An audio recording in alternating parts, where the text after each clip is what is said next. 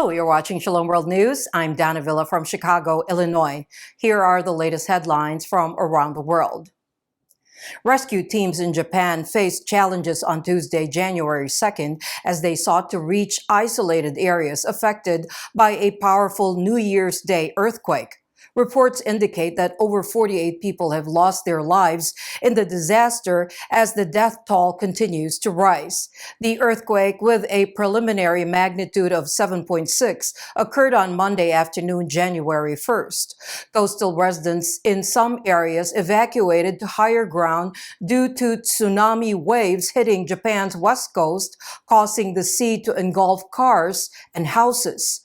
Numerous transportation services, including rail, ferries, and flights, have been halted in the affected area. Prime Minister Fumio Kishida emphasized the urgency of the search and rescue efforts during an emergency disaster meeting on Tuesday, January 2nd, describing it as a race against time. Kishida highlighted the challenges faced by rescuers in reaching the northern tip of the Noto Peninsula due to damaged roads. Helicopter surveys revealed numerous fires and extensive damage to buildings and infrastructure. Pope Francis shared his concern for the Latin American nation of Nicaragua on Monday during the Angelus prayer on the Solemnity of Mary, Mother of God. Quote, "I express deep concern about the events unfolding in Nicaragua, where bishops and priests have been deprived of their freedom," end quote. In the past week, authorities in Nicaragua have detained at least 14 priests, 1 bishop, and 2 seminarians, Alistair Sainz and Tony Palacio. Bishop Isidoro del Carmen Mora Ortega from the Diocese of Ciuna was arrested on December 20. His arrest occurred after he publicly prayed for Bishop Rolando Jose Alvarez Lagos, the Bishop of Matagalpa. Bishop Alvarez had previously been sentenced to 26 years in prison on charges of conspiracy, spreading false news, obstructing justice, and insulting authorities. In a video released to commemorate the World Day of Peace on Monday, January 1, Pope Francis implores the Blessed Mother to instruct us in valuing and nurturing every human life and to reject the madness of war, which brings death and extinguishes the future. Praying for peace has been a central theme for Pope Francis in recent months, given the ongoing armed conflicts worldwide. In his Angelus message for January 1, the Pope emphasized the importance of not forgetting regions like Ukraine, Palestine, and Israel, which are in the midst of war, urging everyone to pray collectively for peace. Since 1968, the Catholic Church has observed the World Day of Peace on January 1, the Solemnity of Mary, Mother of God. For this year's observance, Pope Francis also issued a message advocating for the global regulation of artificial intelligence for, quote, peace and common good, end quote. German police have arrested 3 people suspected of plotting a terrorist attack on Cologne Cathedral, specifically targeting New Year's Eve celebrations.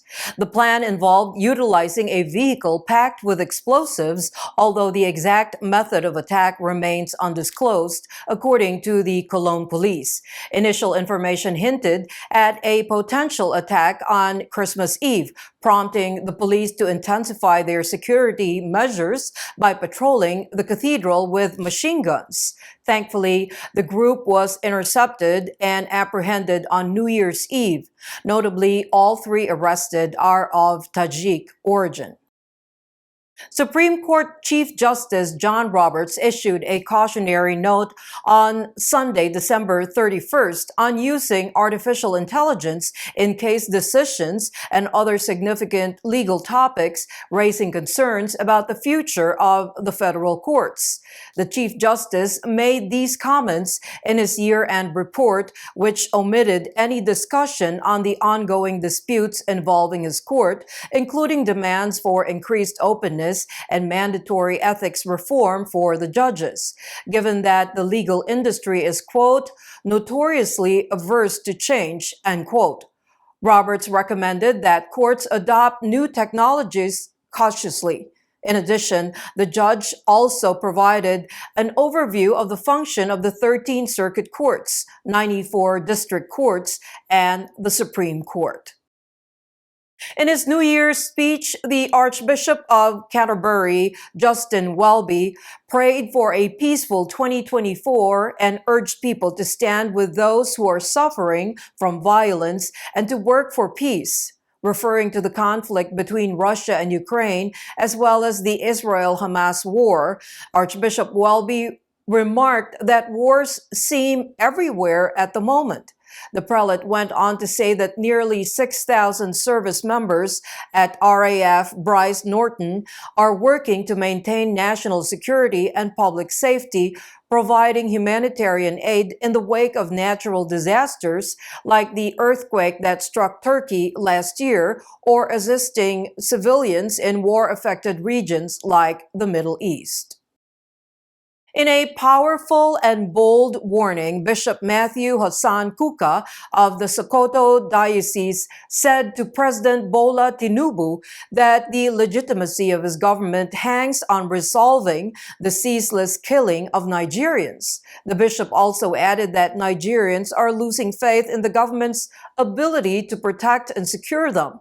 He urged the president to reset the country's security framework to stop terrorists and armed groups from killing more people. Bishop Kuka was speaking in response to the Christmas Eve atrocities that claimed the lives of over 200 people in 3 different Plateau State local government districts.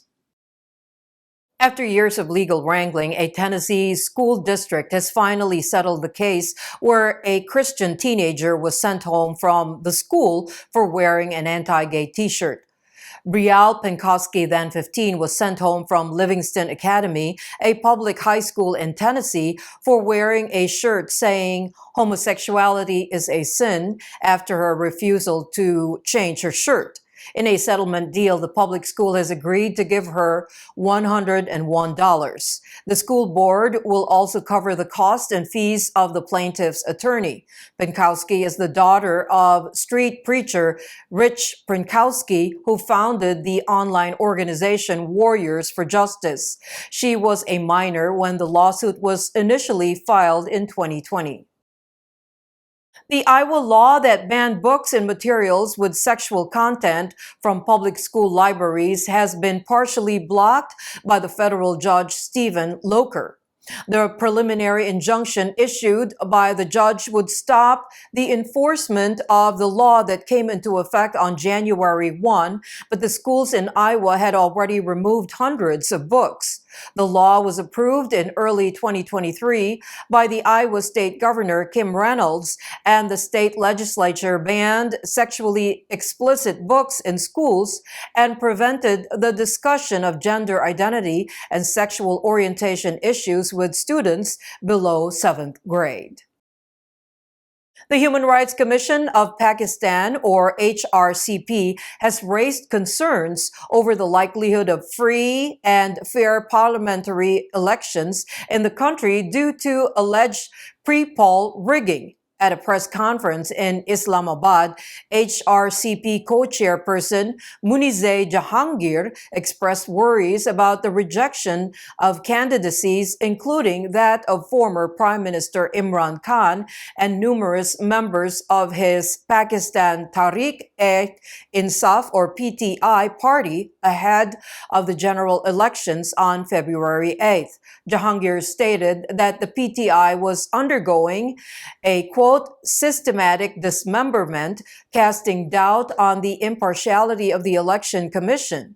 Jahangir condemned the state's crackdown on dissent, emphasizing its impact on civic discourse, particularly in the lead-up to the elections. The HRCP expressed concerns that the alleged manipulation of the electoral process could lead to a disputed vote and subsequent political instability in the country.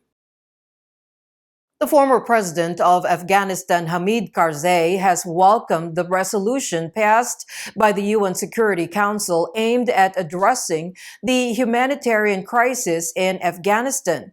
In a post on X, formerly known as Twitter, Karzai said, quote, "The Security Council's Resolution 2721 on Afghanistan represents respect for sovereignty, independence, territorial integrity, national unity, and the alignment of the international community to ensure stability and development in Afghanistan." The resolution, adopted by a majority vote on Friday, December 29, underscored the necessity of comprehensively addressing various challenges faced by Afghanistan, including women's rights, terrorism, and the drug trade.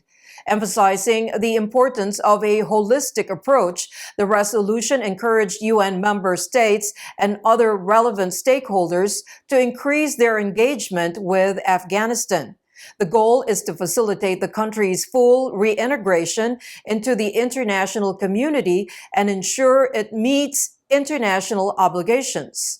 To coordinate these efforts, the resolution called on UN Secretary General Antonio Guterres to appoint a special envoy for Afghanistan.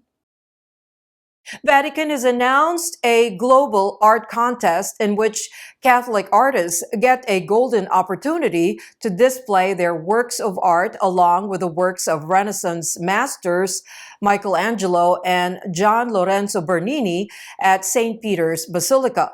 The announcement was made by the Vatican's Fabric of St. Peter.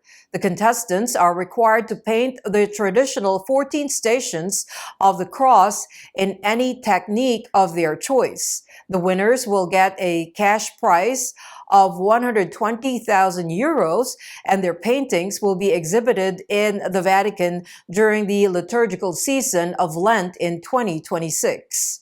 The application form will be available on the official website of St. Peter's Basilica starting January 8th.